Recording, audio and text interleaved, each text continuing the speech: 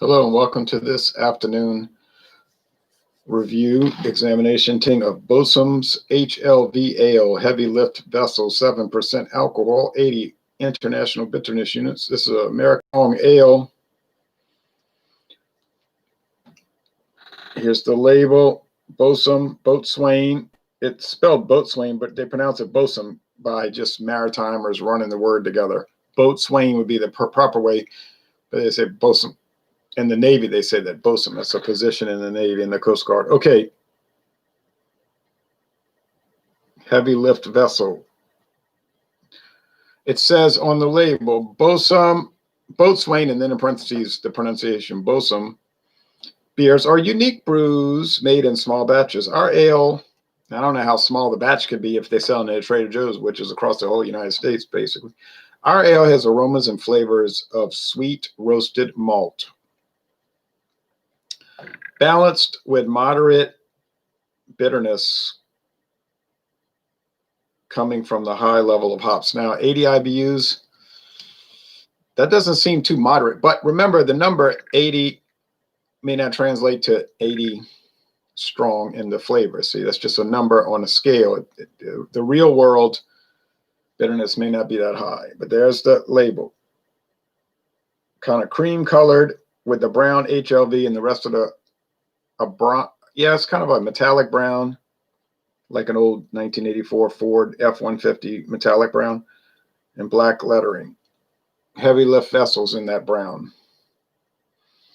I remember they used to make brown Camaros, and I always wanted to get one. I always said I want to get something unusual, like a 1984 brown Camaro with the 5.0 liter engine, brown vinyl interior, brown metallic, 4-speed. You'd have to pay extra for 5-speed. AM FM radio, cruise control, just basic like that. Which would have been the just a regular Camaro. That's what all they were called, was a Camaro. They weren't called like a trim level. And you could have gotten a brand new one back then for like $7,600, which would be a pretty good amount today, but not really what you would think. It just used to be cheap back then. Or a brown Camaro. I remember seeing in 1987. I remember seeing a metallic brown. It was the last year for vinyl interior option in Mustangs, I think, pretty sure. Brown metallic Ford Mustang LX 5.0. I said that's a sleeper car, you know, because it's like you think a grandma would be driving it. Anyway, except those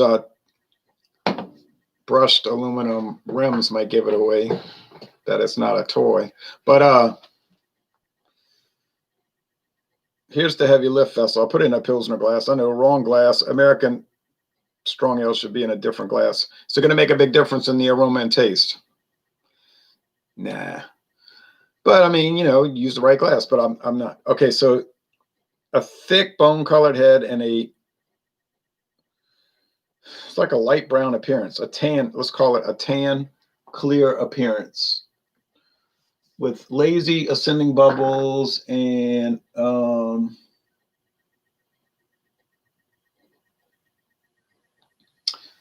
no sediment. It's pretty highly filtered. So it's from a company called Rhinelander Brewing. Okay. The smell, it's like juicy hops. The thing about these Boatswain beers, they're like striking to people. They get bad scores because when people first smell it, they're like thrown back. They've improved them. Like 10 years ago, they weren't too good, but I think they've done improvement. Trader Joe's must have put the pressure on Rhinelander and said, look, man, got to do better. People are complaining. So now you can get this six pack for $4.99. That is a true story. I wouldn't be sessioning these. 7%. Now, welcome to my alternative channel, Anti-War, the main channel, you know, Louisiana Beer Reviews, alternate channel. Very spongy head. So Jeremy V says, cheers, Ron. Hope you're having a good day. I am. It was really sunny today. I went lay in the backyard on a blanket. I was sleeping pretty good for about 10 minutes after eating those tamales and that pumpkin pie. Pumpkin pie with had a little bit of cream, whipped cream left. So the thing about this beer, it's a strong hop, fruity, resinous jolt. I had like my old style cap. So it could throw you off at first. It's just like you might think it's an IPA or something like that. And you might think it's bad, but when you get, because I've had a few 6-packs over the last 10 years. So then you say it's not bad. It's better now, like I say, but it's different. It's unusual. Now that head is really breaking down into some thick meringue type. That's a good sign for a beer when the head doesn't just fizz away, but it breaks down like that meringue, like a lemon meringue pie. It shows it's got some substance, some body to it. Now the taste. They make a Boatswain DIPA. The red label, double India Pale Ale. You're going to find that it's extremely bitter. Now, this one's pretty bitter. I mean, the hop resin, the hop oils are right out front. And now with the hazy New England style juicy IPAs and it's like thick, you can't see through it. It's coagulated and people talk about it's juice. I just bought one from Urban South, hazy IPA called Snowball Juice. The IBUs in that are probably like 30. So when you get people drinking these older style American strong ales, older style meaning 2005, they just say, oh, I can't believe it, it's terrible. They're horrible, but they're not horrible, The body's, I think it says medium body. Body is kind of high medium. Sweet roasted malt. It is sweet roasted malt. It's sweet and it's roasted. That's why it's so dark. It's not burnt but it's like really dark toast that's almost burnt. It's just about to turn, but it's still dark brown. You pull it out the toaster real fast. Look at the head on this thing. Like you don't see a head like that on beer anymore, like strong ales. That's like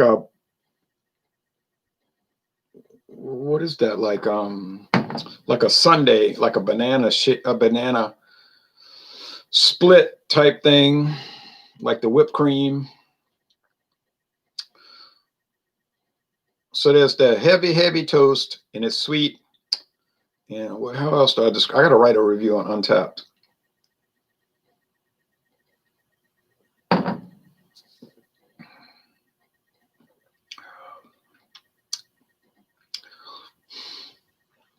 I don't know where their description's coming from because they're talking about moderate bitterness from the high level of hot. But I hate to see extreme bitterness. If they call this moderate, can you imagine what strong bitterness would be like?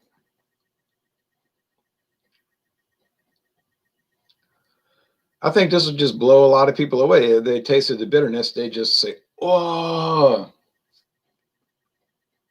In your mind, I'm gonna go get the red can to show you what the double IPA looks like.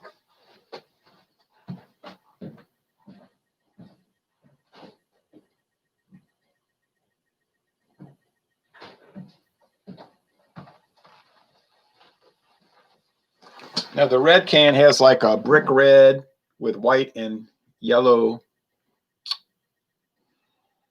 what you call lettering, and it's all made to look old, like some old placard, some old country store poster from like the 1890s, I think.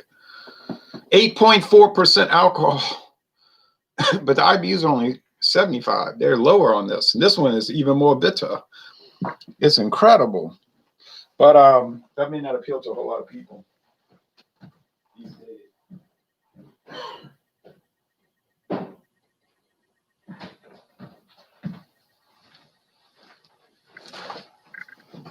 I think the next one I'm gonna get is that Blue Label, the both some IPAs, just regular IPAs, like still like 6.7, but it's extreme bread, extreme hop bitterness, kind of relatively hot, heavy body, and pretty dry finish. I mean, look at the lacing. It's just retaining lacing everywhere. You gotta, every time you take a sip, you gotta turn the glass to so that it'll catch some of the lacing. It won't be wasting beer.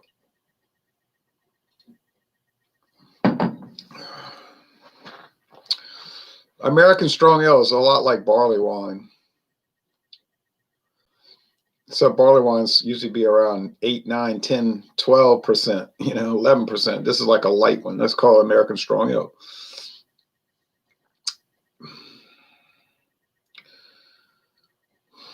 I mean, it's good, but I could see it turning a lot of people off. It's just too old school, like leather. It's like leather.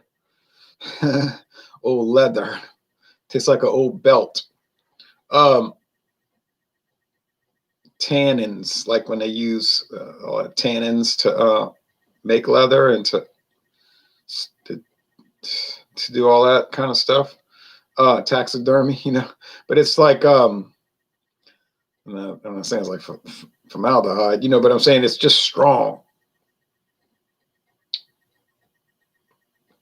In today's mindset, you see. To me, it's not really strong. I'm used to these kind of things, so to me, it's just nice. Okay, y'all, it's time to get nice. So, I don't think you could drink too many, maybe 2. On the third one, you probably start hating it because it's just so bitter. They say, I don't know what they're talking about mild bitterness. Maybe people in Wisconsin are used to like over the top bitterness, but they went buck wild on that. Ah, man. So I give it a good score. It's like they got a lot better. They used to taste off, like, like I say, 10 years ago, they tasted sort of like just like there was some weird off flavors like you get with Bell's Brewing Company, or trying to think of the other company. Everything they got tastes off. Like there's some funny undertaste, like a bad undertaste. Maybe Indian Wells in Inyokern, California, they'd be kind of crazy. But Bell's, their beers, everything they make is off. But now they don't have that with this. I don't know about Bell's. We don't get many Bell's beers around here. We get a little trickle, but I'm gonna score this.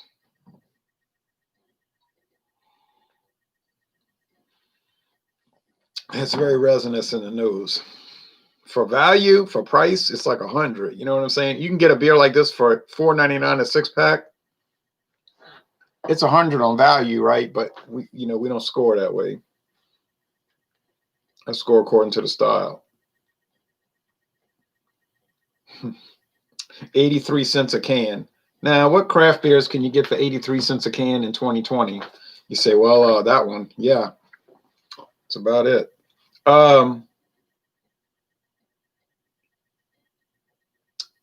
I would say an 8, a 95 out of 100. Now, you can ridicule me, make fun of me, slap me down, figuratively, and all of that. But I mean, it tastes good. I'm glad I bought it. And tell you the truth, if I can get a 12-pack of these for $9.98, I'm glad they went to cans because they used to only sell them in bomber bottles, 22-ounce bottles. I remember getting them. That's when I first tried them. The H.L.V single IPA, the H.L.V double IPA, and the Boatswain H.L.V. I keep saying H.L.V. H.L.V is a strong ale. You know what I'm saying? The Boatswain double IPA, the Boatswain single IPA, and the Boatswain H.L.V strong ale. They were in the bomber bottles. That's when I found it tasted off. Could have been that I wasn't used to it, but I don't think so. I just think it was off. And but they went to cans, so now they can sell them in 6-packs. I don't know why they don't sell bottle 6-packs, but they don't. And it's a real good value. It's a better value per ounce than getting those 22-ounce bomber bottles, because you're getting like 2 ounces short of a double beer. It's never a good deal. Bombers are really a bad deal because they cheat you out of 2 ounces every one you get. Oh, that's strong, bitter. Woo. Woo. It would be an IPA, but it's too dark, you see.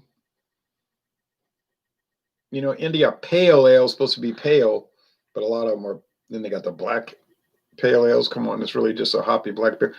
This is pretty dark, so it's an American strong ale. Anyway, it's too earthy to be a pale ale.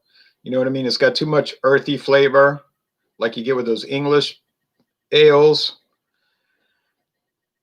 You know, it's too earthy to be an India Pale Ale. It's got too many tannins also. It doesn't really fit the style. Well, it's hoppy, boy. Why, yeah. Here's an old Rhinelander can from about 1982.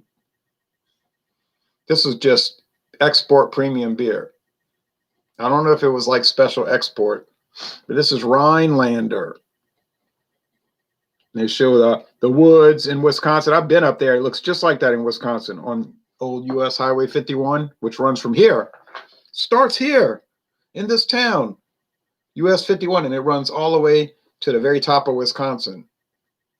If you don't mind just driving a lot and seeing a lot of scenery, but you'll get to that. That's what it'll look like when you get to the end.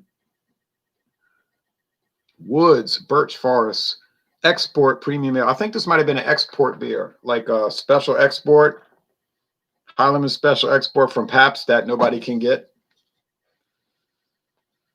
Dortmunder style beer. Refreshing is Wisconsin's North Woods. And then there's the background is woods. You see the gold? That's woods printed in the can. And it says brewed and filled. They don't say bottle, say brewed and filled. That way they can put the same type on cans or bottles, right? Same label. Brewed and filled by Joseph Huber Brewing Company, Monroe, Wisconsin. Joseph Huber is Rhinelander. Okay, it's the same company. They've got, you know, mergers. And then Minhas Craft Brewery bought them both. So it's the same outfit. If you see anything that said Joseph Huber or Rhinelander or Minhas, these Indian immigrants from India, common sense, that's who makes them. And we get one. I can show you the other can, but probably nobody wants to see that. There's another one that showed up at Rouse's. It's not just Trader Joe's. Rouse's has a beer called Can Do, like a can do, hyphen do. Like we can do it. Can Do lager and Can Do light lager. $5 a 6-pack, so a penny more. And that was pretty good. People say it's an all malt. I kind of believe it. This is one called Regal Brow. Yep, this is another one they made. I never tried this. I just bought this at a can show. Private stock, private Bavarian style beer, Regal Brow, Regal Broy. Established 1848, Joseph Huber. Look at this can. How you like that one? Old style 1970s can, you know, steel, where it's clipped together.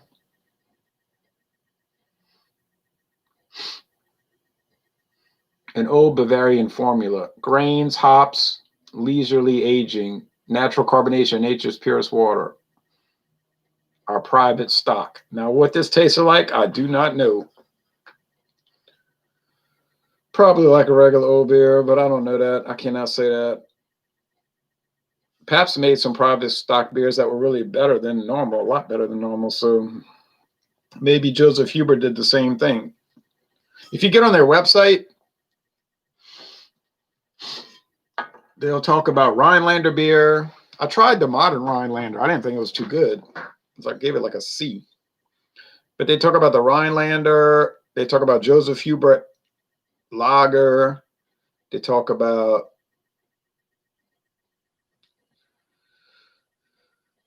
some kind of stout, some kind of porter, some kind of IPA, you know, the normal lineup that companies will have.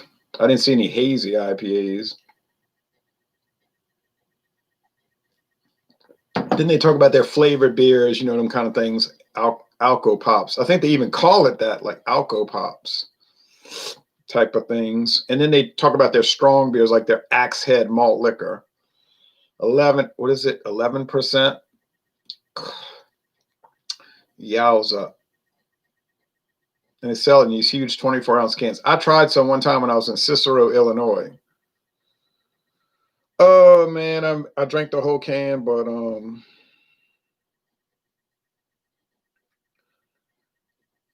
I say you got to give them credit. They go all full bore. I mean, like a disc, they go full bore with bitterness with that axe head. You feel like you're getting hit with an axe in your head. It is hard to take. Talk about a sipper. I don't know how you get, but I said, I'm going to finish this can. I'm going to finish this can. This is before I started doing beer reviews. I wish I had been doing them. Unfortunately, I finished this can.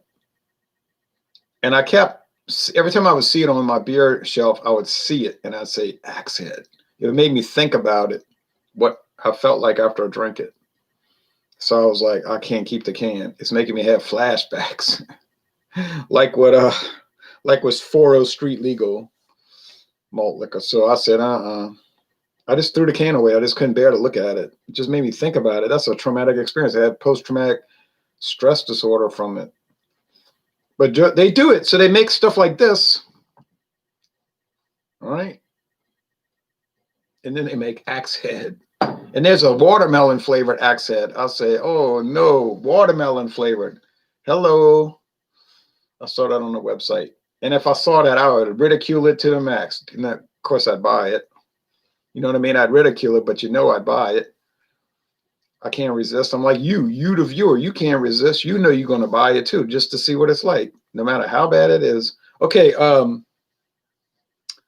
if I ever go back to Wisconsin, I would like to visit that brewery. It looks like it's nice if we ever get back to normal in about 25 years. Haha.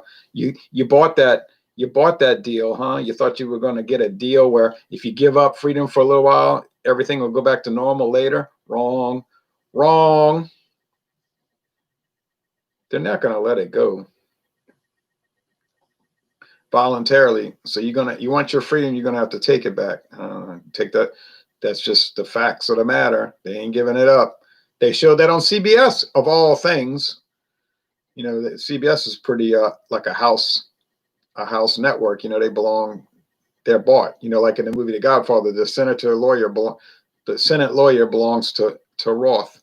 CBS belongs to the establishment. But they were showing this poor lady that owns a small restaurant. She can't have guests eat at her restaurant, inside or outside. But right across the parking lot, this huge movie set.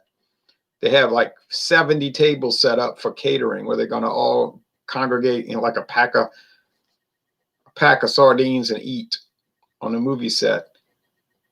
And why would that be? Doesn't that violate safety? Oh, because the movie company is connected to the state and local government. So in other words, you got to follow the rules unless you're in cahoots. Then you can pretty much do what you want. See what I mean? It's like in East Germany. People could see that though. See, people in America will wake up faster. But in East Germany, they're like, why we got to follow all these rules, but the leaders never follow the rules. You know, we get like one type of beer, one type of wine, one type of brandy. But the people that run the country get like all kind of French brandy, wine from around the world, all kind of exotic beers because they're important and we're not. So they rose up and overthrew the government of East Germany, as they should have done. Okay, anyway, this beer is a 95. It's pretty good. If you ever see it, buy it. I think you'll like it. So thanks for watching this, and we'll be over on the regular channel. Of course, we'll be back here whenever. Thank you. Well, we'll be back here if I get that single IPA. And I might get some more to double.